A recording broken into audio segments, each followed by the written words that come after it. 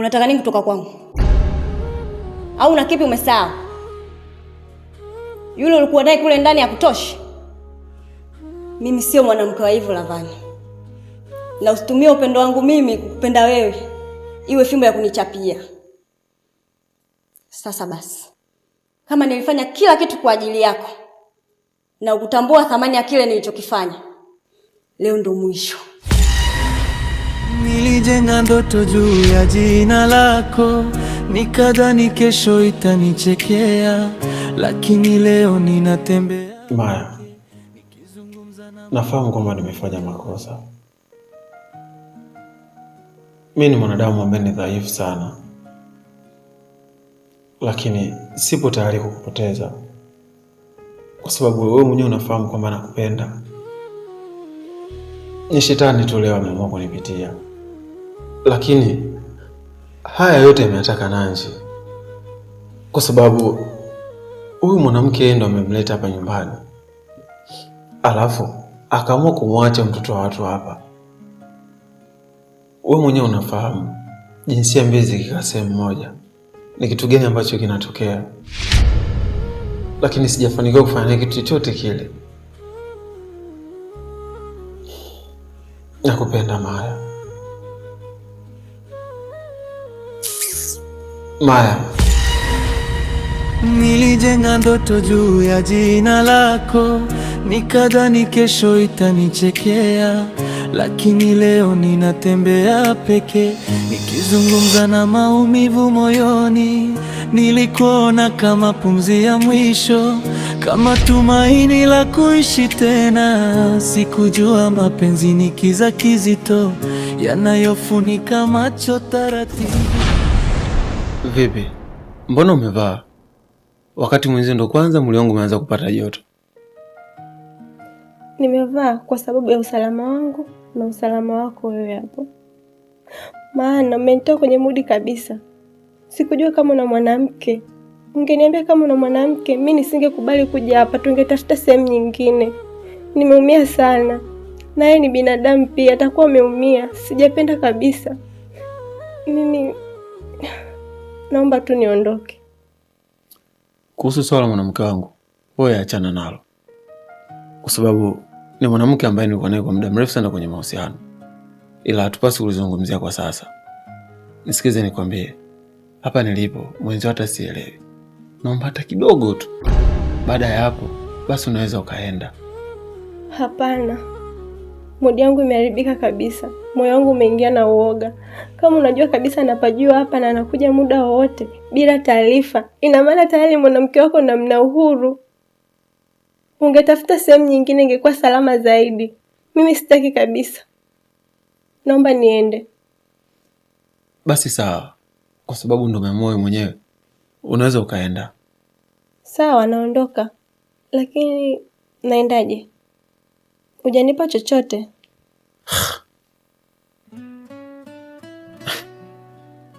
Sasa nawezaje kukupa pesa ikiwa tulichokubaliana tujafanya?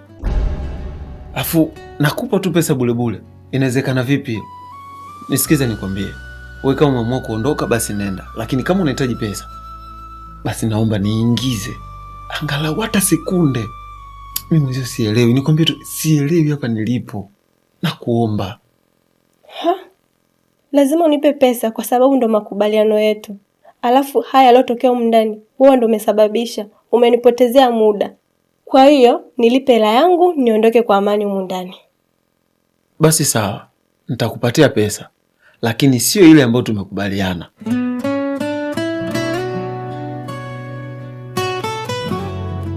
Shika hii, itakusaidia nauli.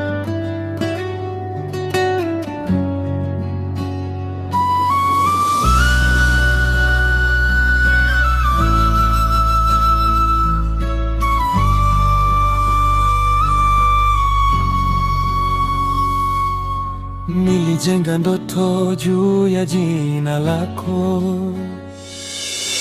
nikadhani kesho itanichekea, lakini leo ninatembea pekee, nikizungumza na maumivu moyoni. Afadhali nimekuona wewe mbwa. Maana nilikuwa nawaza nitakupataje na wapi nitakuona.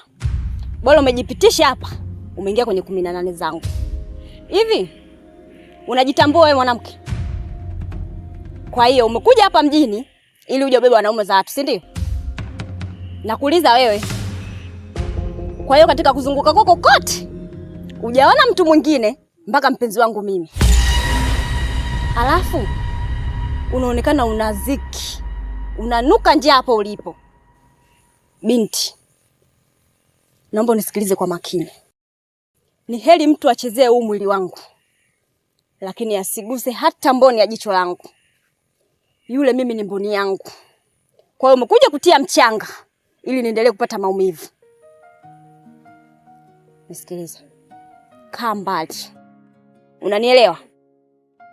Jiweke kando. Tunaelewana? Najua nimekukwaza dadangu. Naelewa maumivu yako. Naomba unisamehe sana. Lakini mimi sikujua kama yule mwanaume una mahusiano naye. Ndio maana nilikubali kwenda kwake na nilipofika pale ukatokea. Mimi nimeondoka. Hata mimi nimeumia pia kukuumiza wewe. Sikufanya hivyo kwa makusudi. Mimi ni mwanamke mwenzio, naomba unisamehe. Ila haitajirudia tena. Sitamani kuwa kikwazo kwako wala kwenye maisha yenu. Najua nitakuwa nimekuumiza sana. Mimi pia nimeumia. Sipendi kumuumiza mtu asiyekuwa na hatia. Laiti kama ningelijua ile mapema, nisingekubali kabisa. Kwa nini unanifanya mimi chizi? Mimi Taila. Kwa maana sielewi chochote kinachoendelea. Nimewakuta nyumbani kwake. Tena ni chumbani. Alafu unaniambiaje? Unanifanya akili sina eh? Binti, nitakuchafua sasa hivi. Lakini dada, nimeshakuelezea kila kitu. Na kama ni wewe mwanaume wako, mimi sina mahusiano naye. Kwani hutaki kunielewa? Au unataka tuanze kugombana? Kwa nini unanipandisha sauti?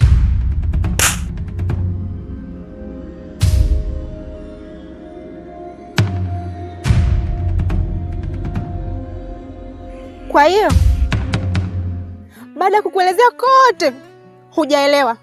Umeamua kunipiga, si ndio? Unahisi ukinipiga labda maumivu yako yatapungua? Ha? Au unahisi mimi siumii? Unadhani mimi nimependa kukufanyia wewe hivyo? Mimi huyo mwanaume wako alinifuata mwenyewe. Sikumtafuta mimi. Kwa hiyo kama umeamua kunipiga ili urizike, nipige. Nipige, nimekwambia nipige. Wewe takataka. Unasemaje? Yaani unanipandishia kibezi.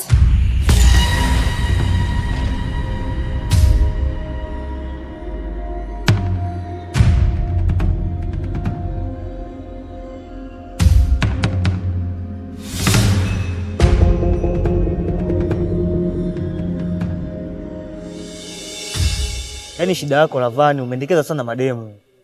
Mimi kila siku nakuambia, achana na hayo mambo. Hayaona sasa.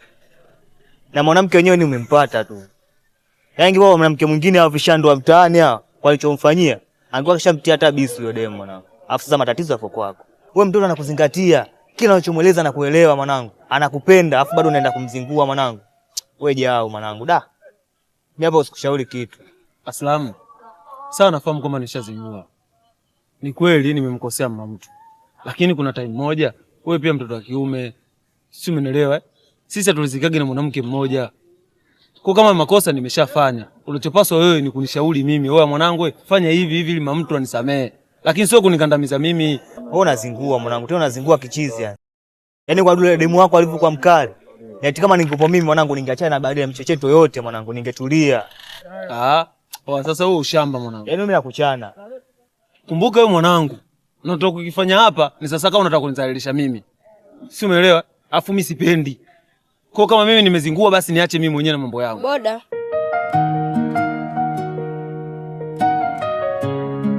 Vipi unaenda au? Twende. Kalia chuma basi. kwa makini na kujua. So mwana ngoma hiyo ndo kazingue na huko. Kwa hiyo mimi uniamini? Cha ushamba mwanangu wewe.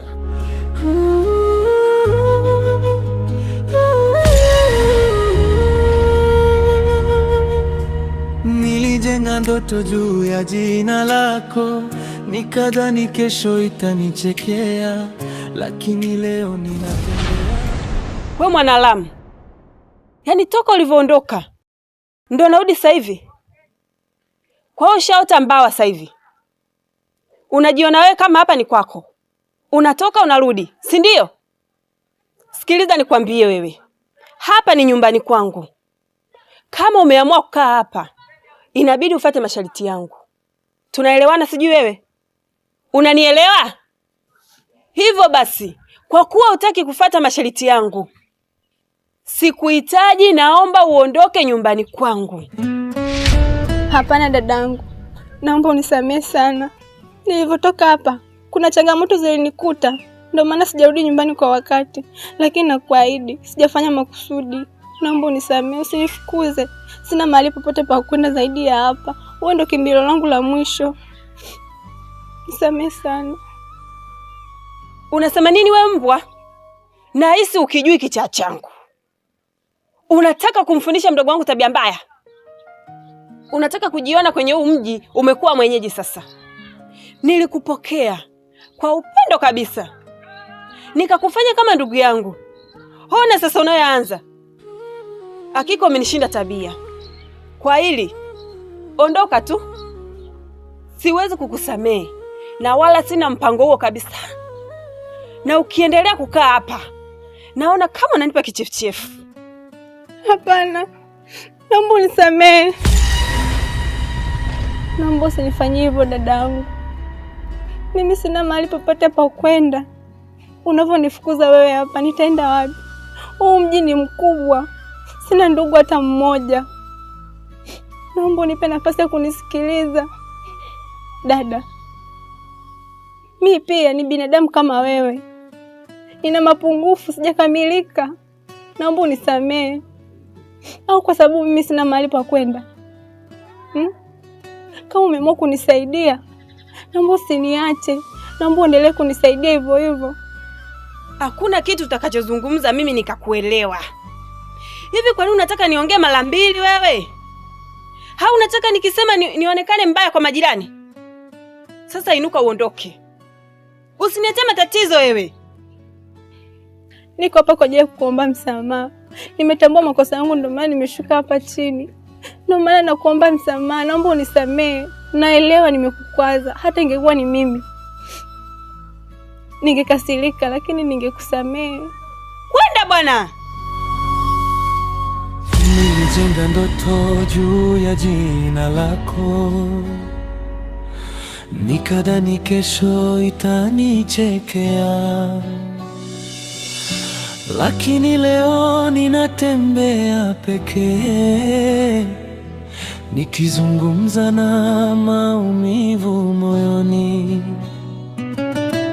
Nilikuona kama pumzi. Kaka, unadai shilingi ngapi kutoka kule mpaka hapa? Ha? Yaani mtoto mzuri kama wewe, mimi nikudai pesa? Bwana wewe. Yaani hata Mungu mwenyewe pia atanilani pata hata ajali barabarani.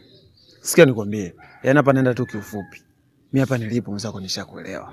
Mimi natajua mama mtu, si umeelewa? Mimi niwe baba mtu. Yaani ninachomaanisha wewe mama mkali, mimi baba mkali. Hivi, umejiona ulivyokuwa beautiful? Kijana yote atakuona, atatamani kuwa na wewe. Sasa mimi nani? Handsome boy kama mimi.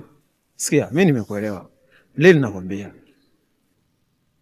Hivyo kaka, unajielewa kweli? Yaani tumekutana leo tu, tayari unanitaka. Hebu niambie unanidai shilingi ngapi nikulipe? Sitaki zongo njera zako hapa. Unajua nini? Yeye unavyokuwa mkali wala upendezi. Kwa sababu sura yako yenyewe inazungumza kwamba ni binti fulani mpole. Acha kuigiza basi. Si umenielewa? Kwa hiyo ufanya tu hitimisho kile kitu kikae sawa. Kwani mimi sina sura nzuri? Sina muonekano au sio wazi yako? Mjaribu kunikubalia. Yaani nilivyokupakiza pale, mimi unza kwa mwili mzima ulikuwa unasisimka. Yaani moyo kila ti ti ti. Leo hii najapokea pesa yako. Ah bwana, acha hizo basi. Bali basi. Sikiliza nikwambie. Sijawahi amini kijana wa bodaboda. Kwanza nyie kazi yenu ni umalaya tu. Afu huwezi nihudumia chochote. Wewe nyewe huli mpaka ukaliwe nyuma. Je, mtaweza kunikea? Oa. Sikia nikwambie. Unajua kuna muda mwingine tunataka tuzungumze kikubwa. Si umeelewa? Wewe andika namba zako za simu hapo. Mimi kila kitu mimi naona kitakuwa fresh. Acha kuimba ngonjera. Mimi naamini wewe mwenyewe pia utanikubali kwamba okay, yule blazameni kumbe yuko tofauti na wanaume wote yani. Mimi nakupanga afu elewa. Hebu andika basi.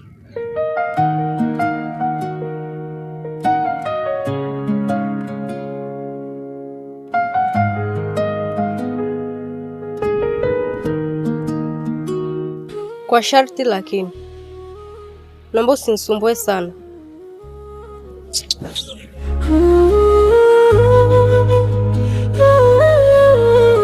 Shaisha wewe. Cheza na baba nini? Ndoto juu ya jina lako, nikadhani kesho itanichekea, lakini leo ninatembea peke, nikizungumza na maumivu moyoni. Nilikuona kama pumzi ya mwisho, kama tumaini la Pole sana Maya kwa maumivu unaopitia, lakini mbona ng'ang'ania kitu ambacho kila siku inachokuumiza? Na isitoshe wewe ni mwanamke mzuri, una uwezo ukakaa na mtu ambaye akakutuliza moyo wako na sio kulialia hivyo kila siku. Tazama Maya, unakaa mahali kama hapa mwenyewe unajiliza, uone kama unazidi kujiumiza. Kiukweli mimi sijapenda kile unachokifanya. Jamani, nashukuru kwa kuwa bega kwa bega na mimi. Najua kila wakati umekuwa mtu wa kunipa faraja. Najivunia uwepo wako. Laiti kama tungekuwa na uwezo wa kubadilisha maumivu, mimi ningefanya hivyo. Lakini sina mtu wa kumpa maumivu ambayo nayapitia kwa sasa. Sawa, naumia, lakini siwezi kuachana naye kwa sababu nampenda sana. Siwezi kuwa mbali naye. Sawa, unampenda, lakini amekuwa ni mwanamume wa kukuumiza kila siku, mpaka nafikia stage kama hivyo nakaa hapo peke yako unalia. Lakini mbona wanaume wako wengi sana? Na wewe kitu gani ambacho kinachokufanya kila siku kumng'ang'ania tu huyo mtu? Hivi basi, mimi kama best yako sitamani wewe maumivu wao unaopitia, na sitotamani tena kukuona kama hivi peke yako unalia. Hem, jaribu kuwa na furaha basi. Sawa, nimekuelewa.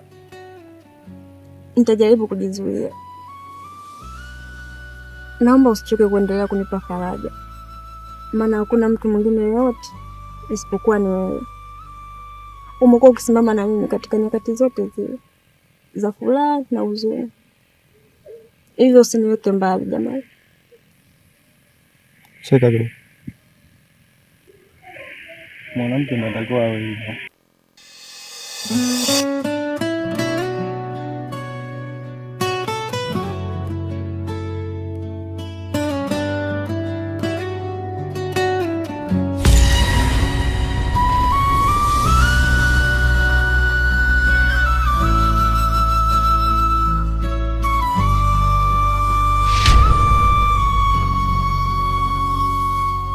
Nilijenga ndoto juu ya jina lako.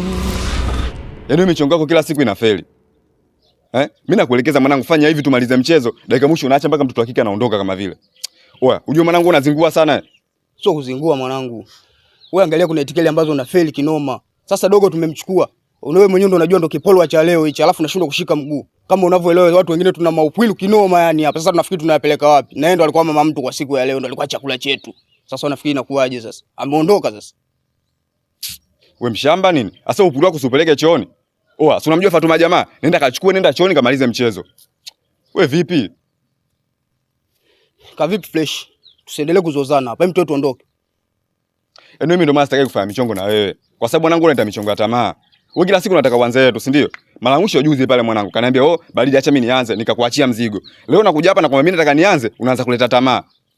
Oya, uje mwanangu mimi simaindi hizo pigo zako unazozileta. Mimi tu unje kuzungana dakika 0 tu mwanangu, mimi chizi akili hizi. Mimi na akili mbili tu mwanangu. Wewe mwenyewe unanijua. Sasa sikia. Kwa vipi tutupandishe juu? Tutakaye kutana naye.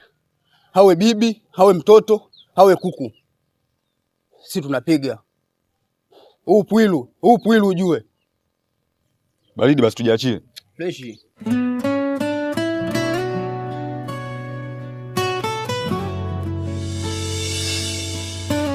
Na unajua ni mwanamke mzuri sana, na kila nikikutazama wala sichoki kukuangalia. Unajua kwa nini?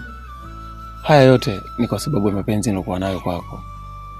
Hakika ni mwanamke ambaye umebarikiwa, una kila sifa kuitwa mwanamke. Haya, niambie chimami wangu, maana umenipigia simu hayai, yani hapo unavyoona huu ulikuwa ni muda wangu wa kuingia kazini, lakini nikaona nije nikusikilize. Nimefurahi sana kuona. Asante sana. Lakini mpenzi wangu, mimi kidogo nina matatizo nyumbani. Mamangu anaumwa na hakuna msaada wote tofauti na mimi. Na mimi sina pesa yoyote. Nimekuja kwako ili uweze kunisaidia pesa. Basi usijali, mimi nipo kwa ajili yako. Sipendi kukuona ukiwa unahuzunika. Mama yako wewe mimi pia ni mama yangu. Umeelewa? Kwa sababu ni mwanamke ambaye amenizalia chanda chema. Nitakusaidia hiyo pesa ambayo unahitaji, lakini sio kwa muda huo. Si unajua harakati zetu hizi, yani kama jana nimetumia pesa nyingi sana kwenye service ya pikipiki yangu. Kwa hapa nilipo sina hata shilingi 10 mbovu. Lakini wewe nipe tu moja. Mimi naamini kila kitu kitakuwa sawa. Yaani ukiona tu simu yangu uje tayari chibaba kashatema. Wow. Ndio maana nakupenda mpenzi wangu. Wewe ndio tumaini langu. Naomba usiniangushe kwa hilo. Nakupenda pia. Vipi lakini? Tunaenda ghetto au? Maana yani hapa nilipo mwenzako mwili wangu hata siuelewi. Na kila nikikuonaga lazima hisia zinipande. Wewe unyo unaelewa. Show zetu tukikutanaga kwenye bed. Lavani. Kwa hilo utanisamehe. Sinajua mimi mpenzi wako asikatai kuniita. Lakini kwa leo nimemwacha mgonjwa peke yake. Kwa hiyo sitoweza kuja nyumbani kwako. Na kuomba tu nisamehe kwa hilo mpenzi. Nitakuja siku nyingine. Okay, poa, wala usijali kuhusu hilo. Mimi naamini kila kitu kitakuwa sawa.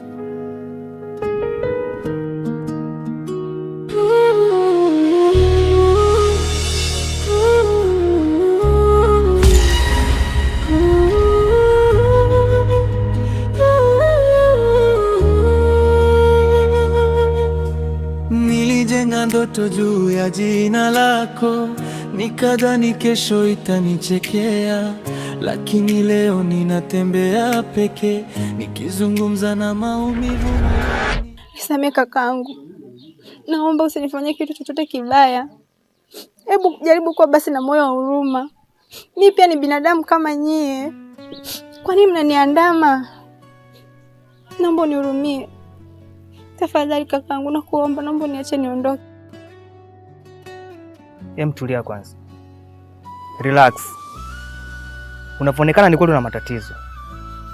Hebu niambie shida nini? Kiukweli kakaangu, mimi nilikuwa naishi na dada yangu. Lakini kuna kosa nimemfanyia kidogo tu. Ameamua kunipa adhabu ya kunifukuza nyumbani.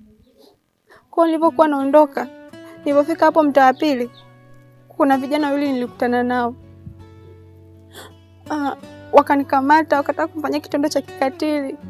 Kwa hiyo nikahangaika, nikajinasua mikononi mwao. Nikawa nakimbia. Sawa. Tulia kwanza, relax. Binadamu kweli ana roho mbaya. Hivi ni dada yako huyo ya kuzaliwa tumbo moja ndo anayekufanyia kitendo cha kinyama kama hicho? Huyo dada sio kwamba ni dada yangu tumbo moja, sijazaliwa naye. Ni mtu tu alikuwa ameamua kunisaidia, ndio hivyo amenifukuza. Okay, sawa. Kwa hiyo sasa hivi ulikuwa unaelekea wapi? Na je, uko unakokwenda kutakuwa na usalama zaidi? Sina mahali pa kwenda wala pa kuishi. Najaribu tu kuangalia kama naweza kupata msaada wowote. Basi sawa, mimi nitakusaidia, lakini naomba uniambie kila kitu, usinifiche hata kitu kimoja. Kuwa muwazi, sawa?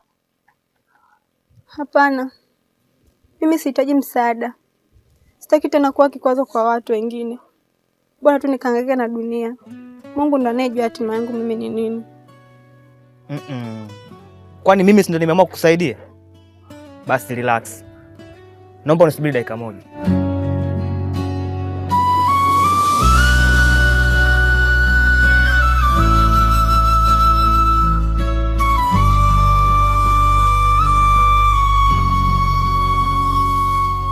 Nilijenga ndoto juu ya jina lako,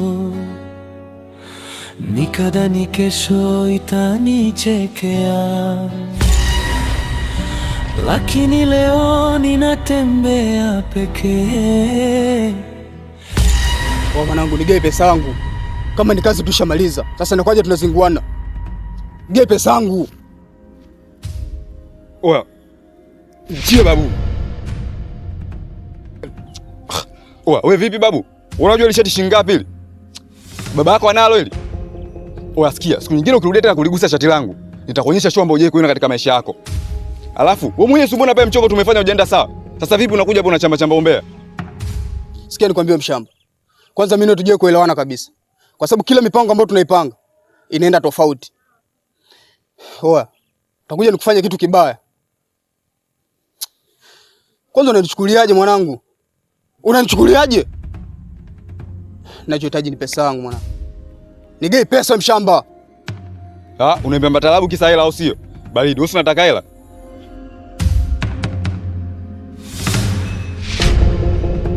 Sasa mwanangu unanipaje 50? Chukua, wewe unataka hela? Unanichukuliaje? Afu sikia. Hapa mjini mimi ndo nimekuleta. Afu kila itikeli ambayo unaifanya hapa ni kwa sababu yangu mimi. Sasa usije ukanipindisha mwanangu. Usije ukanipindisha. Nitakufanya kitu kibaya. Oya. Hivi unajua kwa nini mimi naitwa Gegedu? Takugegedua mwanangu. Hautakuja ukaamini. Takufanya kitu kibaya, takugeuza geuza. Afu kwanza mchumba tu. Hauwezi ukanipangilia kitu chochote kile. Mipango yangu naifanya mwenyewe. Oya. Kuwa makini. Unanitisha? Mimi nakuna mshamba tu. Gegedu kitu gani? Mimi nakuna kama Fatuma Zuchu tu. Mwa. Alafu sikia. Yaani kuanzia leo mimi naye ni maadui. Ukiniona kulia pita kushoto. Alafu yani ngoma haijaisha. Popote nitakapokutana na wewe, yani ngoma bado mbichi, tunalianzisha. Mshamba wewe. Tambaa mbele. Baridi kama noma na iwe noma tu. Kwani vipi? Mimi mwenyewe najiweza, najimudu. Afu kama wewe ashula, mimi baba ashula. Shamba nini wewe?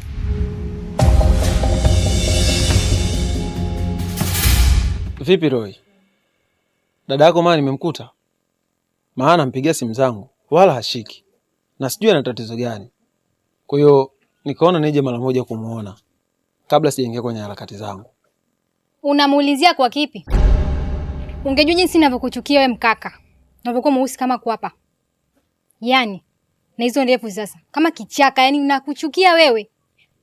Na nikwambie tu, sipendi jinsi unavyomuliza dada yangu. Kila siku dada yangu ni analia kwa sababu yako. Kwanza una kipi cha kumliza? Huna chochote cha kufanya dada yangu alie. Sikiliza nikwambie. Kaa mbali na dada yangu. Tena nakupa onyo. Ukae naye mbali haswa. Sipendi jinsi unavyomlizaliza dada yangu. Dangu hapati raha, hapati amani sababu yako. Habari ngoja hela unazo mwaya, hela huna, ukuku kama kapuku, mwendesha boda boda. Watatu mnyenyese nyanyasa unasikia raha. Hebu tungoza na ile ukasema basi napata mimi shemu mwaya mwenye hela, nitankatamba mtaani. Upo tu kama kibwengo sio kibwengo, yani uko kama upo yani unankera mimi wewe ungejua. Sikupendi. Yesu dada yangu alikupata wapi mtu kama wewe una sura mbaya kama mguu wangu. Nakuchukia. Roy, mbona maneno yako na umri wako havifanani? Na kwa nini unazungumza maneno makali kiasi hicho? Alafu natakiwa utambue mimi ni shemeji yako. Kwa hiyo unapozungumza jaribu kuzungumza kistaarabu na kiheshima. Si umeelewa? Kama dada yako yupo, mwambie kwamba nimefika. Nina shida naye yeye, mazungumzo naye. Kumuita simuiti na cha kunifanya huna. Alafu nani alikwambia wewe mimi kwamba na ushemegi na wewe? Alikwambia nani? Nani ana ushemegi kama wewe mwaya? Mtu kama mimi zanga sema jamani anapita baba yule mkaa jamani shemegi yangu. Sintachie kwa mimi jamani na marafiki jamani. Kwa hiyo unataka kuniambia maana ndo amekufundisha kuwa na tabia mbaya kiasi hicho? Mbona sasa hivi heshima yako imeshuka? Nisikilize. Sijapenda na nina uwezo pia kukuadhibu vile vile. Kwa sababu nina mamlaka yoyote yale. Si umeelewa? Na kama siku nyingine utarudia tena kufunua mdomo wako kuzungumza maneno kama hayo, basi nitakuadhibu. Na kama unabisha, basi pia naweza kuadhibu hapa hapa. Na usipende ninapozungumza unitolee macho kiasi hicho kama unaniweza.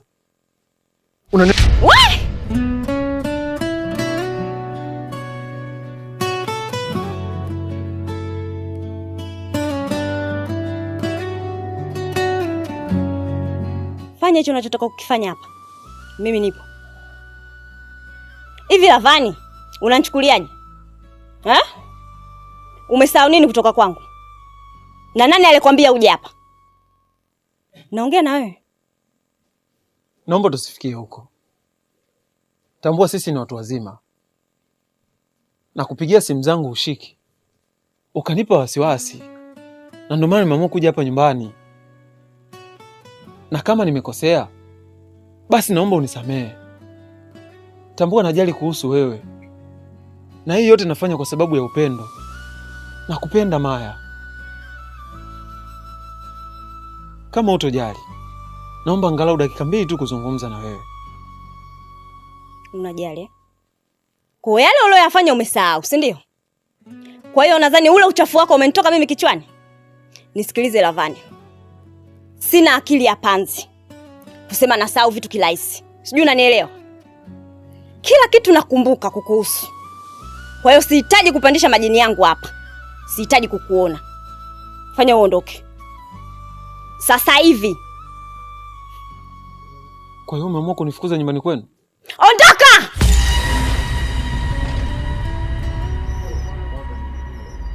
Hilo haupendwi.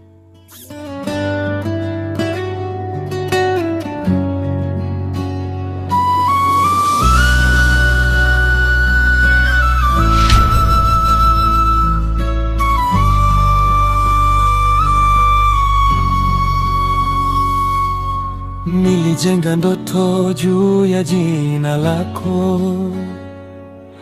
nikadhani kesho itanichekea,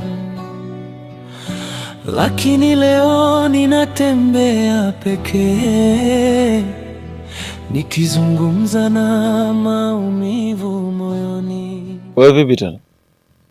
Mbona umerudi? Si uliondoka hapa? Kimekuleta kitu gani? Kaka, nahitaji msaada wako. Naomba unisaidie. Nistiri hapa kwako japo siku 2 tu. Alafu, mimi niliondoka nyumbani kwako kwa sababu mwanamke wako alikuja. Hivyo nilikuwa sina jinsi, ndio maana niliondoka.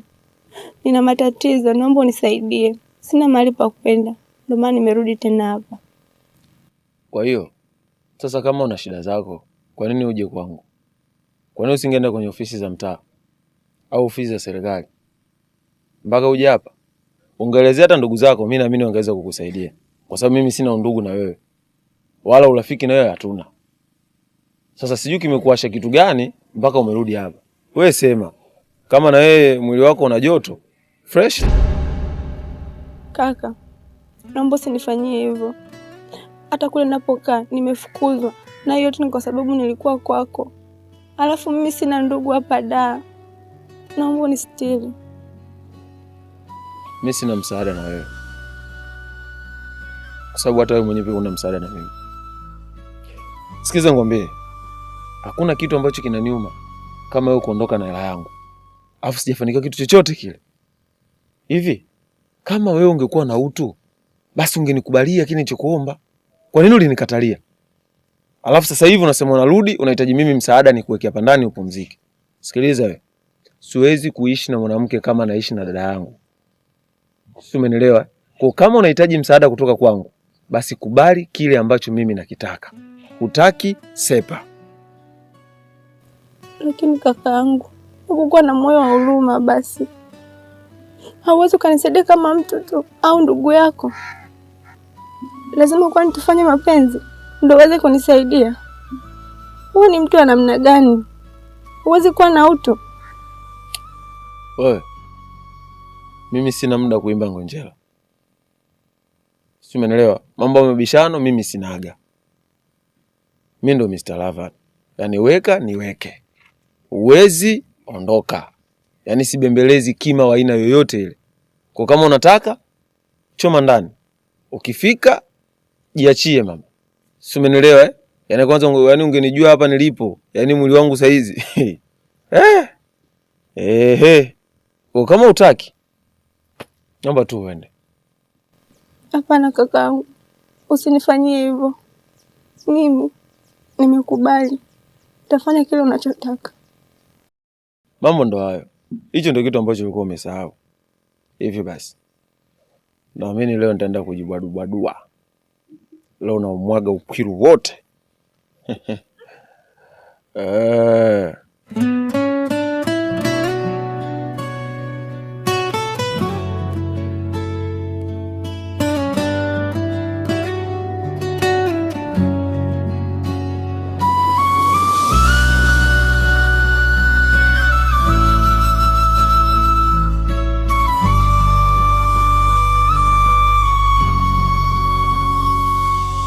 Nilijenga ndoto. Tuenzetu basi. Unajua geto kule mimi nimeshaandaa mazingira kila kitu. Mazingira yote yako sawa. Na kuhusu swala la msosi, nimeshakuandalia. Wewe unapendaga chips yai? Ya. Nikuwekea kile unachokipenda. Naamini kila kitu kitakuwa sawa. Sababu mpenzi wangu. Kwa leo itakuwa ngumu.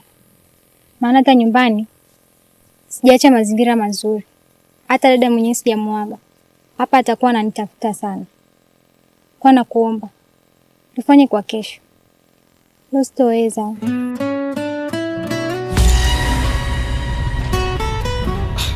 Yaani mimi netu tunakosana hapo tu. Yaani wewe kila siku unanipiga kalenda. Unanichukulia mimi ni mtoto mdogo, si ndio? Dada yako kitu gani? Yaani unashindwa kutenga muda kidogo tukaja geto. Au nipendi? Hapana. Sio kwamba labda nakuzingua. Ila tatizo ni dada. Mimi niko chini ya uangalizi wa dadangu. Kwa bila dada pale kutoka ni ngumu. Hata hapa kuja yenyewe nimekuja tu kwa bahati mbaya. Kwa nakuomba nivumilie. Kesho nakuahidi nitapambana, nitakuja kwa ajili yako. Sasa nisikilize. Hicho ulichokifanya mimi sijapenda hata kidogo. Wewe mwenyewe unajua mimi akili zangu mbili. Wewe mpuzi. Unafanya nini hapa? Aha. Kwa hiyo ndo unajikuta konkodi wa kuharibu watoto zatu hapa mtaani, si ndio? Kwa katika kuzunguka kwako kote, hujaona sehemu nyingine mpaka kwa mdogo wangu. Wewe, unamjua wewe? Alafu wewe, mbona unakuja kuharibu starehe za watu? Wewe kama unaamua kupita njia, pita njiani, tambaa mbele, ukiona kausha. Alafu unajua mimi vizuri wewe. Oa, mwambie huyo. Mimi huaga sipendagi masuala na watoto kabisa yani. Ukiingia katika anga zangu, nitakuumiza. Sipendi masuala. Oya, tondoke. Sikiliza nikwambie. Huyu uliyesimama naye hapa ni mdogo wangu mimi. Umenielewa? Kwa hiyo umekaa hapa unamdanganya tu mdogo wangu. Una kipi cha kumwambia? Au unamwongezea elimu gani hapa? Unajui kama mwanafunzi huyu? Unatambua natumia gharama kiasi gani kumsomesha huyu? Nakuuliza yeye, kwa nini unaniangalia tu? Kumbe unijui wewe. Sema wewe, tutasomana. Yaani hii haijaisha. Unanitisha? Sepa. Kwa hiyo wewe, uone dadako ninavyopambana. Najitahidi kila siku ili wewe usome, unakuja kufanya upuzi hapa. Yale ninayoyapitia mimi kwa Lavani. Uoni? Wewe ndio ulikuwa anakuja nyumbani pale unamfukuza. Kwa hiyo yote umesahau mdogo wangu. Kila siku mimi nilikuwa nalia kwa sababu ya mwanaume yule. Leo unakuja kufanya nini? Sasa kumbe unijui wewe. Tukakuonesha nyumbani. Nilijenga ndoto juu ya jina lako, nikadhani kesho itanichekea. Unajua ni mtamu sana. Unajua nimeenjoy sana siku ya leo. Yaani hapa nilipo mwili mwepesi kama karatasi. Yaani nashindwa hata kuzungumza niseme nini. Lakini acha nikupe sifa zako. Umeniweza. Mimi pia nimefurahi sana Lavani. Yaani katika siku zote nilizokaa huko, leo ndo siku ambayo nina amani moyoni mwangu na nina furaha tele. Yaani nimeenjoy. Asante sana. Yaani hata tukiongea pia nakosa. Kwa jinsi gani ulivyoniweza. Hivi naomba nikuulize swali. Hivi ni wewe tu fundi au ni kabila lenu? Maana hakuna mwanamke hata mmoja ambaye alifanikisha kunipeleka mimi kileleni isipokuwa ni wewe. Yaani ingekuwa na mwanamke mfulani hivi nilipopoma, mimi ningeshalifukuza. Ila wanaume bana. Haya yote unaongea kwa sababu ya shughuli tu ya hapa sasa hivi. Je, ingekuwa tumefanya siku 4 siku 5 huko? Wasi ungejimaliza na ubini wako ungetaja hapa. Hebu acha bana, mimi nawajua vizuri. Basi sikiliza. Naomba nikachukue chakula, alafu nikirudi show ziendelee. Yaani leo siku nzima tunajifungia humu ndani, ni burudani tu. Ni uno mama. Au unasemaje? Mimi sitaki bana. Hii leo inatosha. Yaani na hizo heka zako. Siwezi kurudia tena, mimi nitakufa mwenyewe. Kama chakula wenda ulete mimi nile, maana sinja. Lakini kuhusu mambo mengine kesho tupumzike. Kwani chakula? Kumistaki.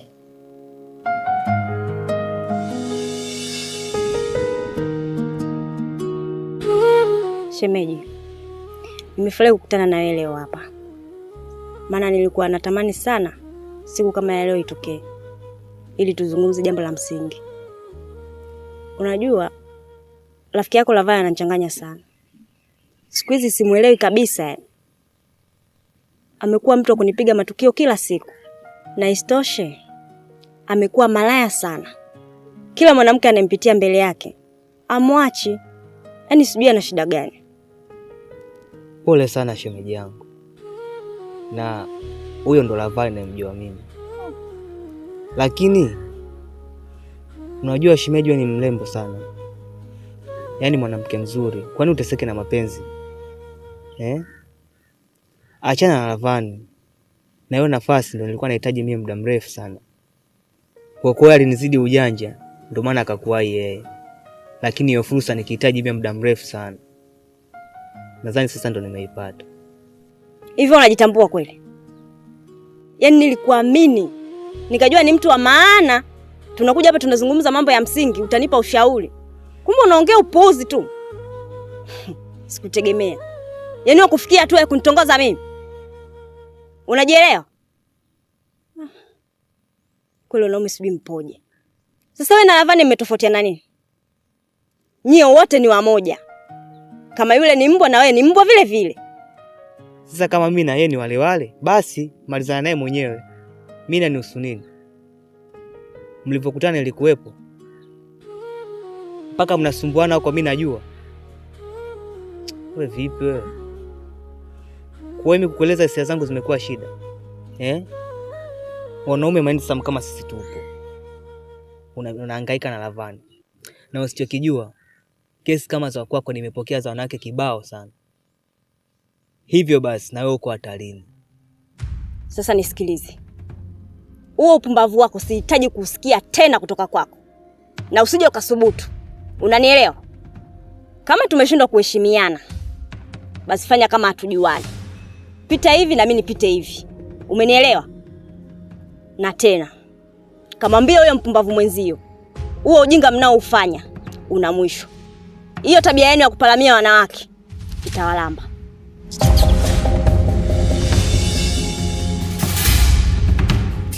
Vipi Raya? Mbona upo kimya sana? Hata nyumbani pia hauji. Au labda nimekukosea? Mimi ni binadamu, nakosea. Bora tu niambie. Mimi sipendi uwe hivyo, unaniumiza mwenzako. Hapana shoga yangu. Unajua hapo mwanzo dada alikuwepo hana kazi.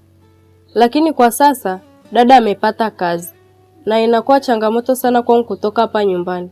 Kwa sababu nalinda usalama wa hii nyumba. Si unajua shoga yangu huu mtaani kwetu kwa vibaka sio poa. Sawa. Ni vizuri pia dada kama amepata kazi. Ila mbona kunitaarifu kama dada amepata kazi? Mimi nisinge kulaumu. Sababu mimi na yeye ni familia. Tuachane na hayo. Niambie kwanza kuna jipya gani? Jipya lipo shoga yangu. Juzi wakati natoka kazini kwa dada, si nikakutana na mkaka mwendesha bodaboda udugu wangu. Nakwambia kanizimikia. Sasa hivi ninavyoongea na wewe, penzi shata. Yaani uzani karanga na ukwaji. Hapa ninavyokuambia. Alinitumia message sikujibu. Shoga, paka kula nimeshindwa. Kanikasirikia. Udugu wangu roho inaniuma. Hivyo ninavyokuambia, huyo kaka kanzimikia hatari. Na kama unavyojua mimi shoga yako, kijana yote akijiingiza kwenye njia zangu hachomoi, yaani namweka hapa. Kwa hiyo hivyo, niambie na wewe, maana tetesi zako nimezisikia.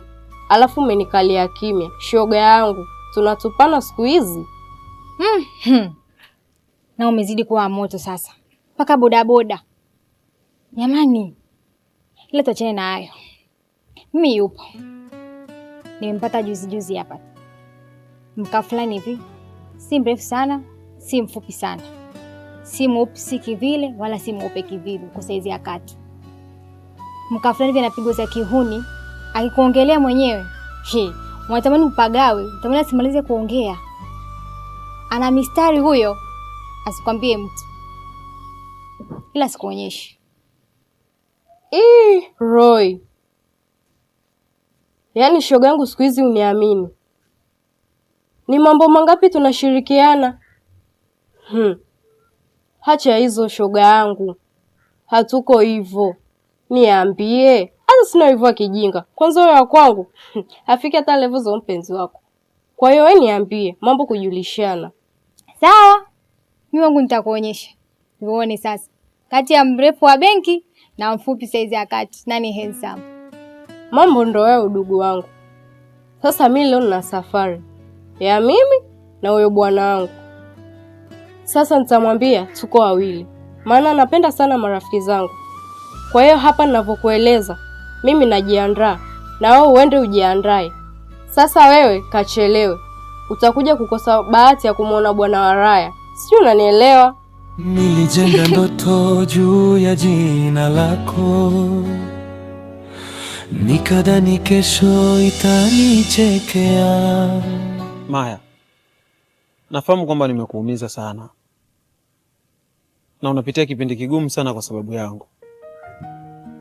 Sitamani kuona kila siku unalia kwa ajili yangu. Mimi ni mwanadamu ambaye sijakamilika, na siku zote wanasema kosa si kosa, ila kurudia kosa ndiyo kosa. Naamini nimefanya kitu ambacho hakijakupendeza, ila nakuapia siwezi kukuumiza tena kama utanipa chansi ya mwisho. Niko hapa kutubu madhambi yangu niliyofanya. Ni kweli nimekukosea, na ilikuwa ni tamaa, ni shetani tu alinipitia. Please, naomba unisamehe. Makosa yenu nyinyi mnapenda kumweka shetani mbele.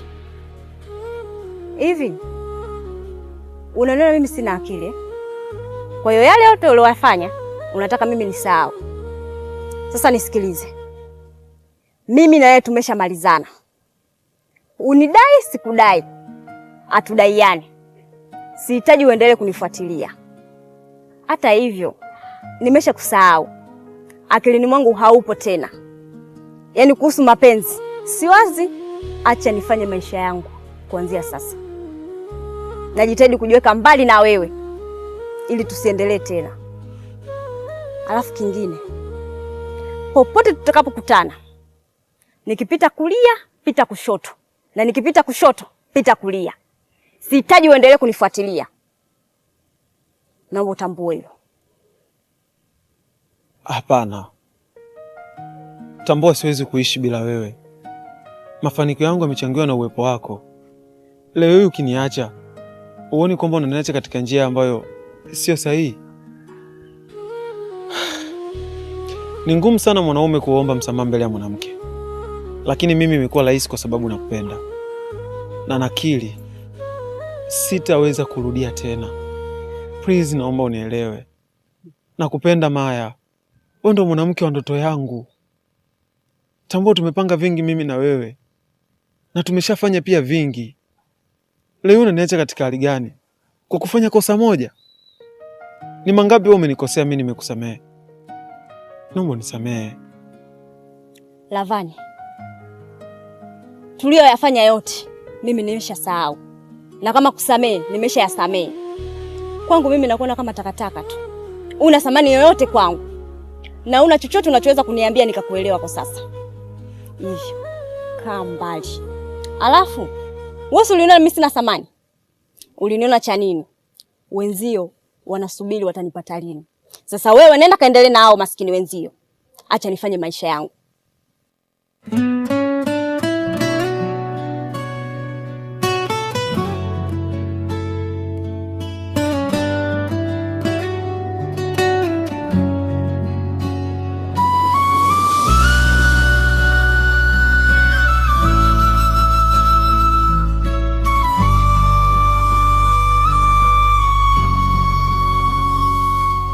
Nilijenga ndoto juu ya jina lako, nikadhani kesho itani. Samahani kakaangu, najua unifahamu, ila mimi nakufahamu vizuri. Kuna siku tulikutana pale kijiweni, kama unakumbuka. Ulikuwa na rafiki yako. Rafiki yangu? Unamzungumzia rafiki yangu gani? Maana pale kijiweni na marafiki wengi sana. Unamaanisha ni nani? Namzungumzia Lavani. Lavani? Haya, sema na kusikiliza. Yaani simu zake simpati, nimeenda kumtafuta kwake simpati. Yaani hapa nilipo nimechanganyikiwa, sielewi kabisa naenda wapi. Na isitoshe nina mimba yake. Yaani kwa hatua nilofikia kakaangu, wazazi wangu wamenifukuza nyumbani. Hapa nilipo sielewi kabisa naenda wapi. Ombi langu kwako, na kuomba nikutanishe na Lavani. Hivi nywa dada, wewe mnadanganyika nini na Lavani? Anawapeni nini hasa ni? Hana kipi au ana kizizi huyo? Maana nisikufiche tu dada yangu. Hii taarifa unaonipa wewe ni mwanamke wa nne. Na wote ni kazi yake ni hivi hivi. Anadanganya mtoto vya watu kwa anavitia mimba afa anavikimbia. Sasa basi. Lavani rafiki yangu mimi. La kwake la kwangu, la kwangu la kwake. Sawa. Kwa hiyo mimi nitakusaidia, lakini kwa sharti moja tu. Hiyo mimba mimi utanikabidhi, nitailea. Na mpaka pale utapojifungua huyo mtoto, naomba usahau kila kitu kuhusu Lavani. Maana yake na maanisha hiyo mimba baba yake nitakuwa mimi na huyo mtoto. Kama uko tayari, ondoke nyumbani. Kwa hiyo kumbe mimi ni mwanamke wa nne. Sio alikuwa ananichezea. Kweli mabodaboda nyenye ni watu wa ajabu sana. Alafu unakaa hapa kunongesha upumbavu wako. Hivyo nafikiri naweza nikakuelewa. Sasa sikia nikwambie. Yaani fuata mambo yako.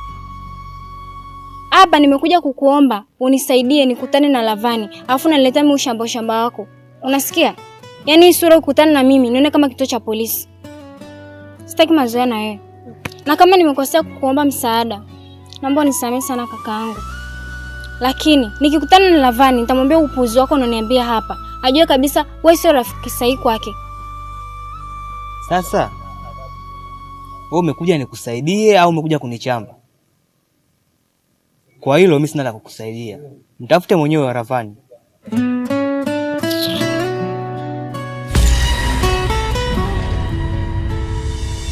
Nisikize nikwambie. Siwezi kukubaliana na hilo. Si unanielewa? Usinifanye mimi kama mtoto mdogo au sina akili. Hapa ndani kila mwanamke anaoingia hapa ni yule mwanamke anayejitambua na kujielewa. Si unanielewa? Kunaomba uondoke kabla sija kufanya kitu kibaya. Wewe unanionaje wewe? Wewe maandazi nini wewe? Unajua unaweza kubeba matakataka yako kaleta humu ndani? Simple tu ngakupokea au ngakuchukua. Wewe tembea.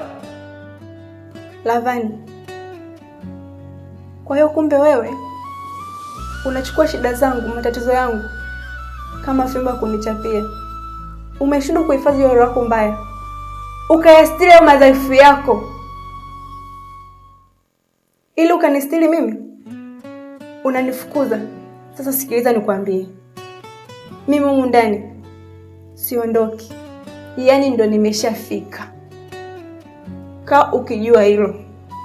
Kwa hiyo unataka kuniambia kwamba msaada ulioomba kwangu ni kuniletea hicho kiumbe ambacho sio cha kwangu? Sikiza boya, mama yangu mwenyewe alishai kundondoshia kitovu. Si umeelewa? Yaani hapa uwezo wa kuzaa mimi sina. Kwa hiyo kama kuna mtu amekupa mzigo eti uniletee mimi, basi mmefeli. Mimi nataka utamu tu. Kwa naomba uondoke. Nikichafukwa, mtaa mzima unanijua mimi nani. Aha. Nimekuelewa. Kwa hiyo wewe ulikuwa na mimi umalize shida zako, hongera. Maisha umeyamaliza.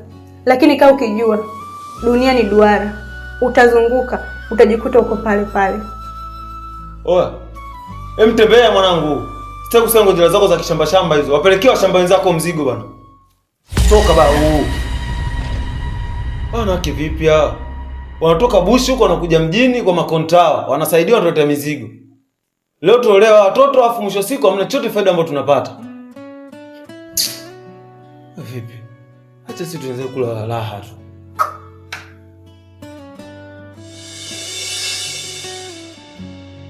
Na rafiki yangu, unajua nimeamini ule msemo unaosema kisichoriziki akiliki na kikulacho kingoni mwako. Sisi binadamu tuna mioyo tofauti. Tunatofautiana pakubwa sana. Unaweza kumfanyia mtu jambo kwako kaliona ni dogo sana, lakini kwa upande wake akalichukulia ni kubwa zaidi. Una maana gani kuniambia hivi? Unajua kuna rafiki yangu ana rafiki yake, lakini huyo rafiki yangu ana mahusiano yake. Huyo rafiki yake alitembea na mwanaume wake. Cha ajabu zaidi ni marafiki wa kushibana. Kila kitu walikuwa wanaambiana, lakini kafikia hatua mpaka anachukuliana na wanaume. Unajua hiyo situation imeniumiza. Hebu naomba nikuulize swali. Kwa mfano ni wewe, utalichukuliaje hilo jambo? Sijui hata nitawafanya nini. Kwanza mwanamke urafiki unakufa. Cha pili mwanaume naachana naye. Nisiende mbali sana. Najua unamfahamu vizuri Lavani.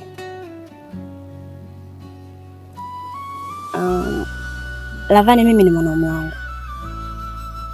Na nilikuwa nampenda sana. Na isitoshe tumefanya vingi. Tulishibana. Cha kwake changu, changu cha kwake. Lakini alikuwa na mambo mengi. Hivyo nikaamua kuachana naye. Kuna kitu nimekiona leo. Unaweza kuniambia ukaribu wako na Lavani ukoje? Unamaanisha Lavani yule bodaboda? Ndio huyo. Ushauri wangu kwako, naomba uwe makini. Kwa sababu namjua hajatulia.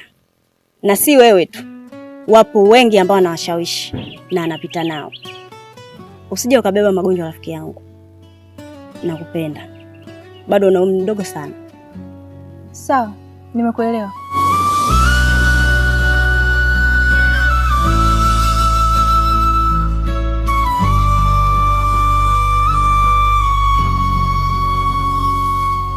Nilijenga ndoto juu ya jina lako, nikadhani kesho itanichekea. Wewe tena Hivyo si nilikufukuza wewe? Kwa nini unahitaji nini kutoka kwenye maisha yangu? Nisikize nikwambie. Ninapozungumza naomba nieleweke. Wewe dada, mbona king'ang'anizi wewe? Kama utamu nishapata. Ondoka. Unang'ang'ania nini sasa? Au kuna kitu gani ambacho tunakihitaji kwangu?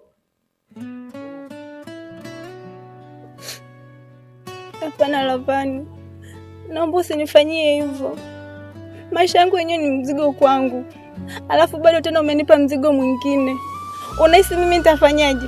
Nitaenda wapi? Nani atakayenipokea na hii mimba? Hata nyumbani kwetu pia nikienda siwezi kupokelewa. Hata kazi yenyewe nikiomba siwezi kupewa na hii hali. Nina mimba yako Lavani, usinifanyie hivyo. Wewe mshamba, naomba unielewe. Afu unachozungumza na maanisha. Usije ukafanya kashindo kuingiza mademu wengine humu ndani. Kwa sababu wewe tu mshamba mmoja. Alafu yaani unajua kuna muda najiuliza, sio nilipagawa na kitu gani? Ndio hivyo tu, kwa sababu mimi ni Mr. Sipendi kuacha. Chochote ninachokutana nacho mimi nitakataka ni nzuri nini mimi nakula. Si umeelewa? Kwa tayari nishafanya ninachokitaka, pita hivi. Ulihitaji msaada, nimekusaidia. Na wewe nashukuru umeshanisaidia. Kwa kuhusu sio una mimba sio una nini, mimi bado kijana mzee. Sihitaji kulea. Acha kwanza nile kwanza ujana wangu. Ni furahi, ni enjoy. Kama kuzaa nitazaa uzeeni. Niachie ushamba bwana. Toka wewe, mtu gani ng'ang'anizi?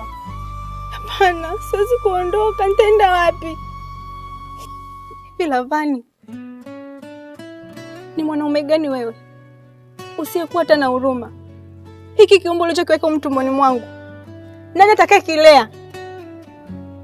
Sasa sikia nikwambie, hii damu utajuta kuipoteza na utalaniwa. Hayo ni maneno ya mkosaji. Kwani wewe Mungu mpaka unaniambia hivyo? Wamelaniwa wangapi yani mpaka iwe mimi? Wewe vipi? Wewe nenda kapeleke hilo mimba yako huko ulipolipata. Mimi sitaki. Yaani sihitaji yani kiufupi. Oya, tembea. Maana vinginevyo nitakufanya kitu kibaya.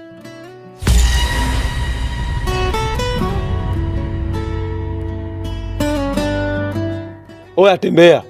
Nitakufanya kitu kibaya. Toka bwana.